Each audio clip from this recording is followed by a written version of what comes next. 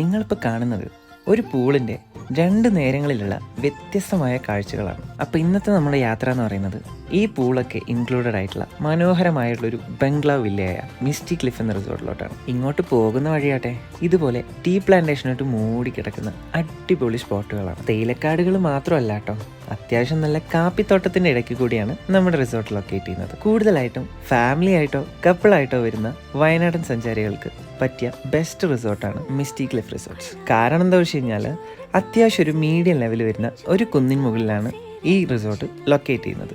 അതുകൊണ്ട് തന്നെ സൺസെറ്റ് ആയാലും സൺറൈസ് ആയാലും ഇവിടെ നിന്ന് അടിപൊളിയാണ്. ഞാൻ എല്ലാ ഡീറ്റെയിൽസും വീഡിയോയിൽ പറഞ്ഞു പോകുന്നില്ല. കാരണം എന്താ വെച്ച് കഴിഞ്ഞാൽ നിങ്ങൾ വയനാട് വരുമ്പോൾ നിങ്ങളുടെ വിഷ് ലിസ്റ്റിലിടേണ്ട ഒരു പ്ലേസ് കൂടിയായിട്ടാണ് ഞാൻ ഈ റിസോർട്ടിനെ കരുതിയിട്ടുള്ളത്. അതുകൊണ്ട് നെക്സ്റ്റ് ടൈം വയനാട് വരുമ്പോൾ ഈ റിസോർട്ട് കൂടെ വിസിറ്റ് ചെയ്യാൻ മറക്കണ്ട. അപ്പം നിങ്ങൾ റിസോർട്ടിൻ്റെ പേര് മറക്കണ്ട, മിസ്റ്റി ക്ലിഫ് റിസോർട്ട്സ്, നെടുങ്കരണ, വയനാട്. അടുത്ത വീഡിയോയിൽ കാണുന്നവരെ ബൈ. It's me